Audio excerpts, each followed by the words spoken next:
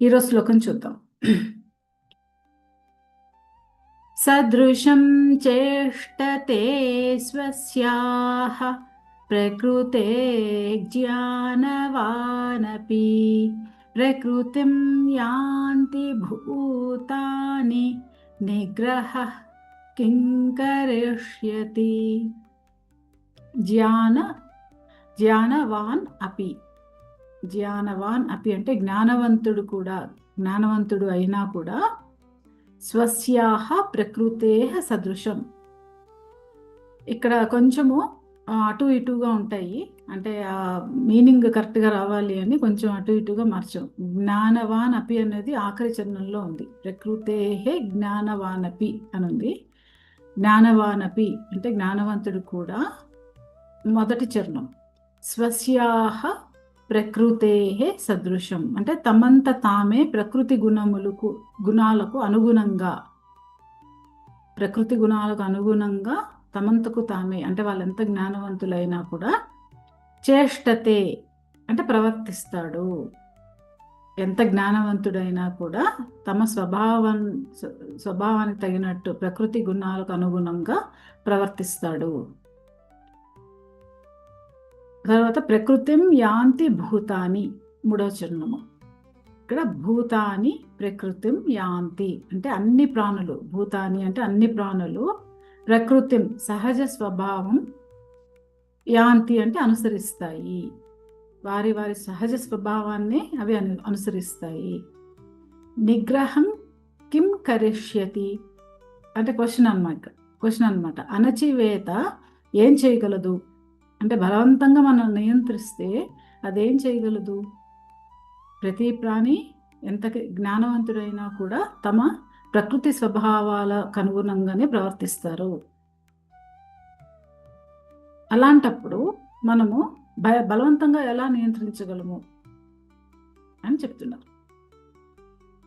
జ్ఞానవంతుడైన సర్వసాధారణ జీవి అయినా ఎవరైనా కూడా తమ స్వభావానికి అనుగుణంగా ప్రవర్తిస్తాడు. అంతేకాదు సమస్త జీవులు కూడా తమ తమ స్వభావాన్ని అనుసరించి ప్రవర్తించక తప్పదు. అందువల్ల బలవంతంగా ఆ స్వభావాన్ని అణచివేయాలని ప్రయత్నించడం వృధా. అది ప్రయోజనవంతం కాదు అని చెప్తారు. అంటే ఏంటి ఇక్కడ? నిగ్రహం కిం కరిష్యతి అంటే ఎలా మనము దాన్ని నియంత్రించగలము అంటే ఒకటి ప్రశ్న అన్నమాట. అది ఆత్మ పరిశీలన చేసుకోవడం. ఇప్పుడు అంటే మనం బలవంతంగా ఏదైనా నియంత్రించి బలవంతంగా మనలో చెలరేగుతున్న గుణాలు కానీ వాటిని కానీ నిషేధించడం వల్ల కానీ నియంత్రించడం వల్ల కానీ మార్పు వస్తుందా? ఎలా వస్తుంది మరి మార్పు? అంటే అసలు మనం ఇలా ఎందుకు ప్రవర్తిస్తున్నాము, ఇలా ఎందుకు చేస్తున్నాము అనేది అర్థం చేసుకోవాలి అని ఇక్కడ చెప్తున్నమాట అనమాట. అంటే ఆత్మ విమర్శ అంటారు కదా, మనల్ని మనం విమర్శించుకోవడం అనమాట. అది రావాలి. అంటే మనలో ఏవో లోపాలు ఉన్నాయని మనం యాక్సెప్ట్ చేయం, ఒక్కొక్కసారి అది యాక్సెప్ట్ కూడా చెయ్యం. అది ఈగో అన్నమాట. మన ఈగో మనల్ని అలా యాక్సెప్ట్ చేయనివ్వదు. ఇప్పుడు మనం ఒక ఎగ్జాంపుల్ చూడాలి అంటే రామాయణంలో మనం విభూషణుని చూస్తాం. విభీషణుడు అంటే రావణాసుడి తమ్ముడు. ఆయన ఎలా పుట్టాడు? ఆయన పుట్టుకతో ఆయన ఏంటి? ఒక రాక్షసుడు కదా. అలాంటి పరిసరాల్లోనే పెరిగాడు. అంటే రాక్షసుల వాళ్ళ సమాజంలో వాళ్ళకు తగినట్టుగానే వాళ్ళ జీవన విధానం కానీ వాళ్ళ పెంపకం కానీ ఉంటుంది. కానీ ఆయన స్వభావం ఏంటి? ఒక సాత్విక స్వభావం, అంటే ధర్మ మార్గంలో వెళ్ళాలి అని అనుకునే స్వభావం. కానీ ఆయన జన్మసిద్ధిగా ఒక రాక్షసుడు. కానీ ఆయన రాక్షసుడిగా పుడితే కూడా, అలాగే అలాంటి ఒక పరిసరాల్లో పెరిగితే కూడా ఆయన సహజ స్వభావం, ఆ వివేకము, ఆయనకున్న ఒక వివేకం కానీ దయాగుణం కానీ అవి ఎక్కడికి పోలేదు. ఆయన మనసులో అలాగే ఉన్నాయి అవి. అలాగే తన స్వభావానికి తగినట్టుగానే ఆయన ఉన్నాడు. ఎందుకు అది ఎలా మనం చెప్పచ్చు అలా ఉన్నాడని?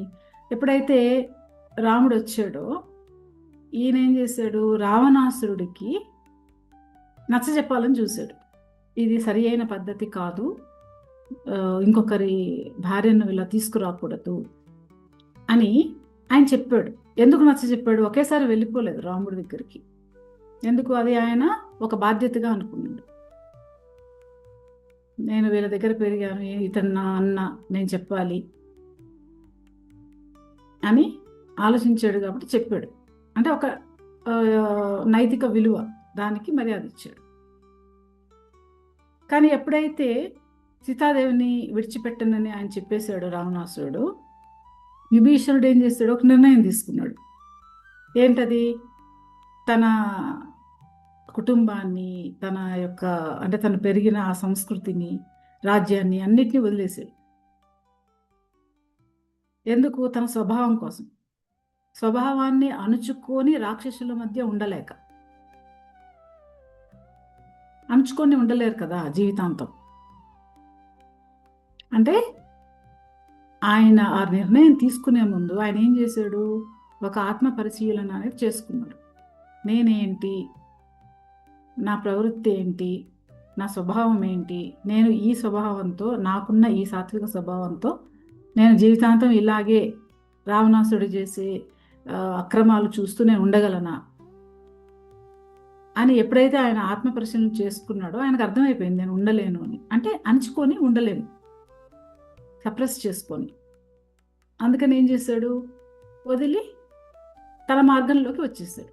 రాముడి దగ్గర ఆ మార్గం ఉంది కనుక రాముడి దగ్గరికి వచ్చేసాడు. అదన్నమాట. అంటే మనము మన స్వభావాన్ని ఫస్ట్ అర్థం చేసుకొని ఆ స్వభావాన్ని ఒక ధర్మ మార్గం వైపుకు తిప్పడం, అది ముఖ్యం. అంతేగాని అణిచిపెట్టుకొని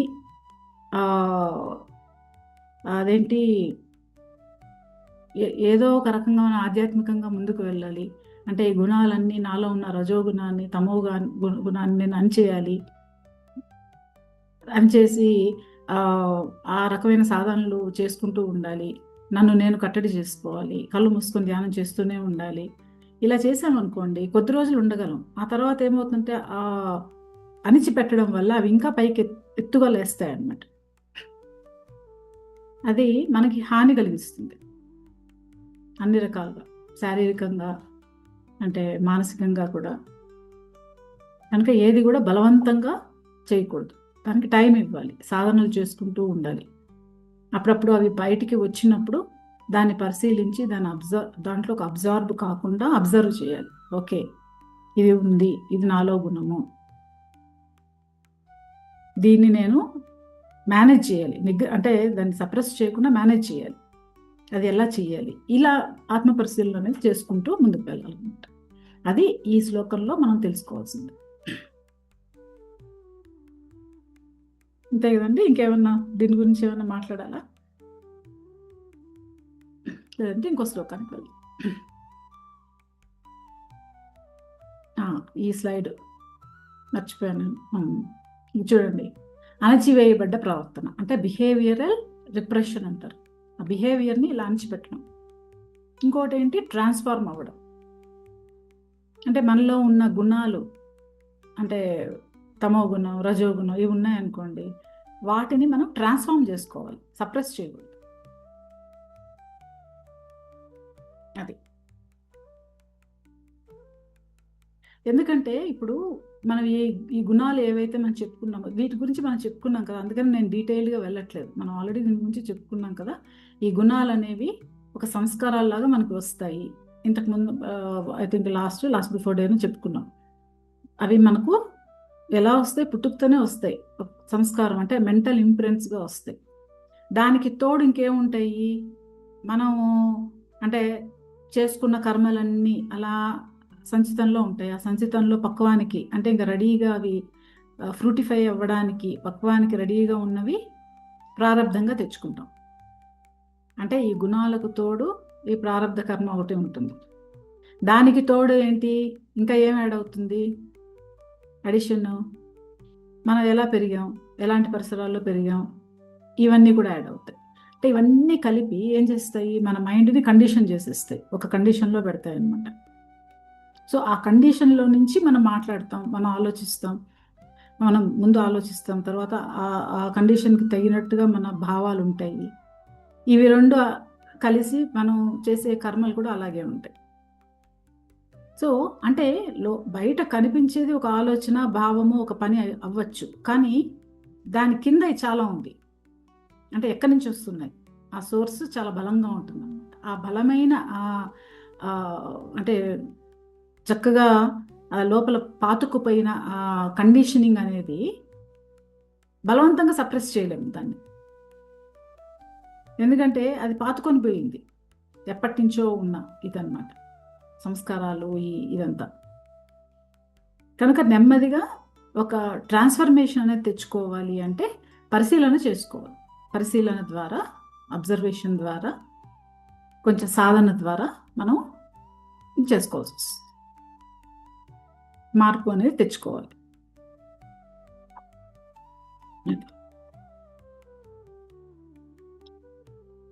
4వ శ్లోకం చూద్దాము.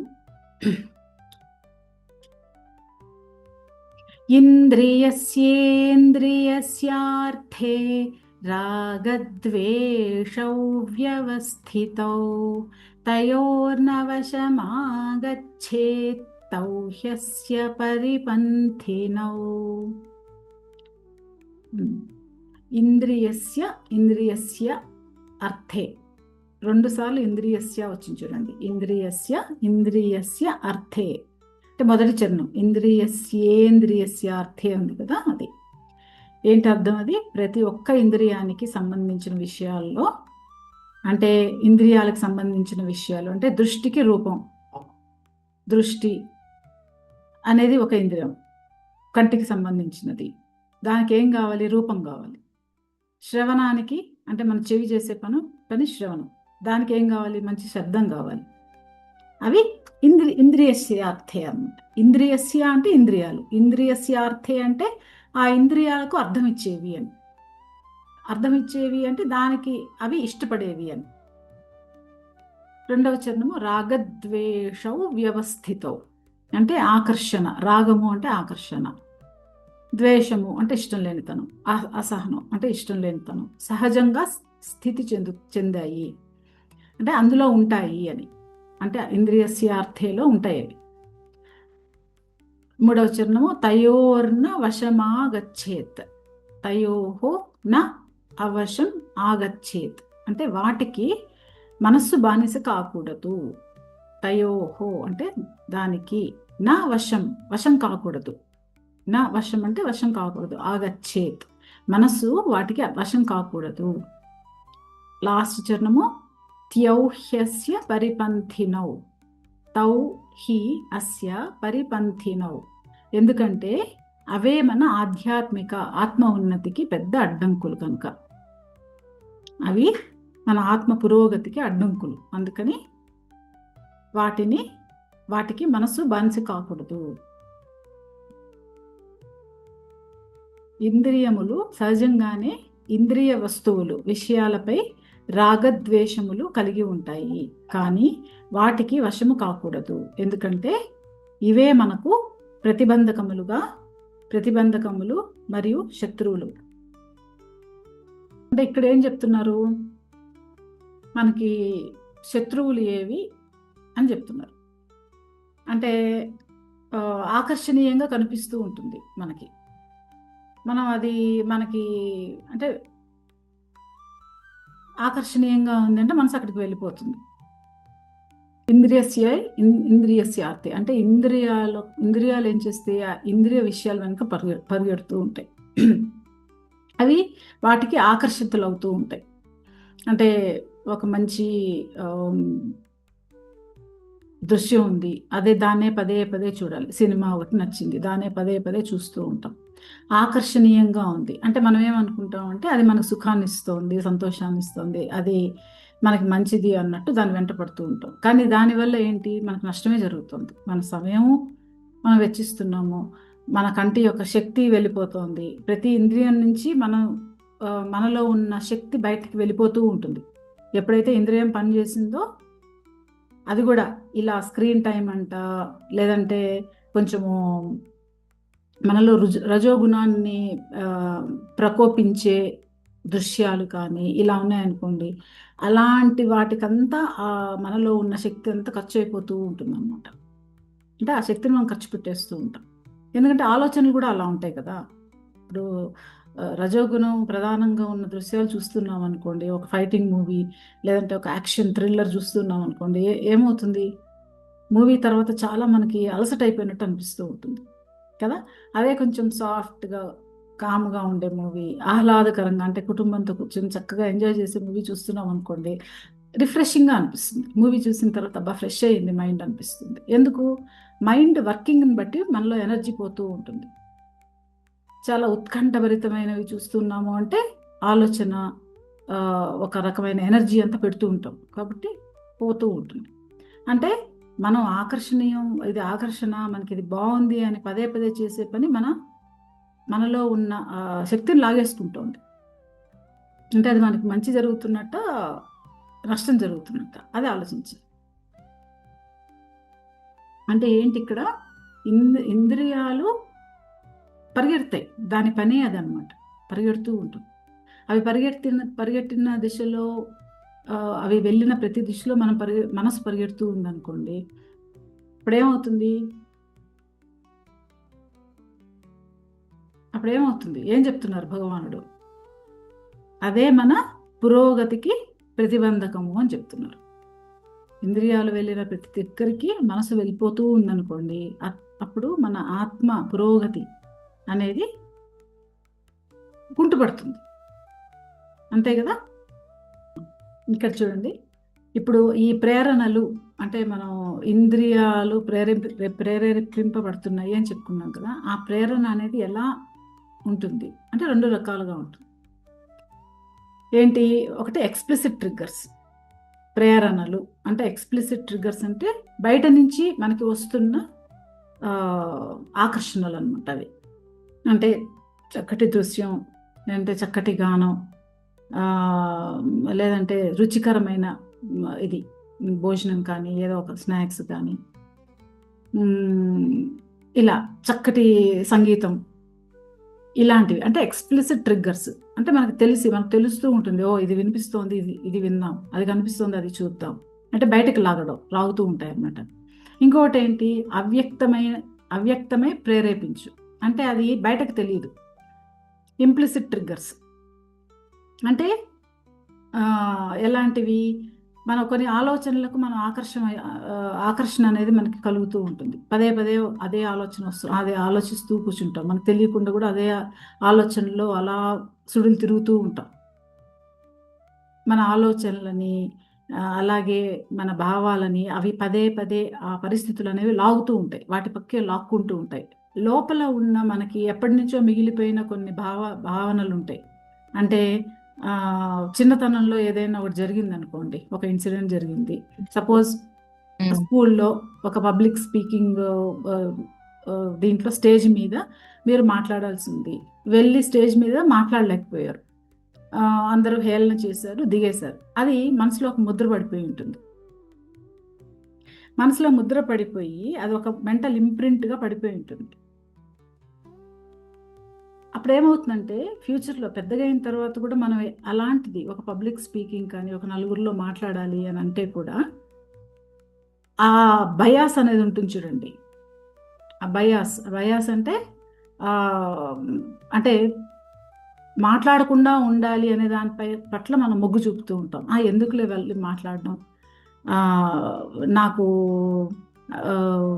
అంటే మనుషులు వాళ్ళు నచ్చరు, అంటే ఏదో చెప్పుకుంటాం అనమాట, ఒక రీజన్, మాట్లాడకపోవడానికి ఒక రీజన్ చెప్పుకుంటాం.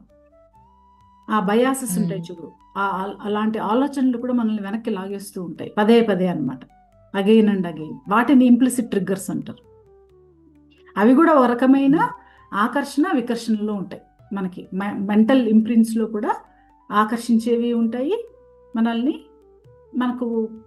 మనలో ఒక ద్వేషాన్ని నింపేవి ఉంటాయి అన్నమాట. అవి కూడా దీని కిందకే వస్తాయి, ట్రిగ్గర్స్ కిందకే వస్తాయి. అవి ఇంప్లిసిట్ ట్రిగ్గర్స్ అంటారు, అంటే మనలో జరిగేవి అనమాట అవి. అంటే మనలో ఉండే మన ఇంద్రియాలని, మన మనసుని అవి ఆకర్షించడమో లేదంటే ద్వేషింపజేయడమో చేస్తూ ఉంటాయి అన్నమాట. ఇవి కొంచెం సటిల్గా ఉంటాయి. అది ఎంతో మన విశ్లేషణ ద్వారానే మనం తెలుసుకోగలం. సో ఇలా ఉంది, నాలో ఇది జరుగుతోంది, దీనికి ఏదో కారణం ఉంటుంది. అంటే చిన్నతనంలో జరిగినవన్నీ మనకు గుర్తుండవు కదా, కొన్ని అసలుకి కావాలనే మైండ్ మర్చిపోతుంది. మనలో ఆ ప్రెషర్, టెన్షన్ తగ్గించడానికి అది ఆ మెమరీ స్పేస్ని బ్లర్ చేసేస్తుంది అనమాట, మనకు గుర్తు లేకుండా. కానీ దానివల్ల జరిగిన అవమానము లేదంటే వాట్ ఎవర్, మీకు ఎవరైనా మిమ్మల్ని పొడి ఉన్నా అవి గుర్తుండిపోయి ఉంటుంది. ఆ భావన అనేది గుర్తుండిపోతుంది, కానీ ఆ మెమరీ అనేది మనం మర్చిపోతాం. సో ఇవి కూడా ఏంటంటే ఒక రకంగా మన మనసుని ఆకర్షిస్తూ ఉంటాయి, లోపలే ఉండి మనలోనే ఉంటూ, అంటే మనలోనే అంతర్శత్రువులుగా ఉంటాయి అన్నమాట.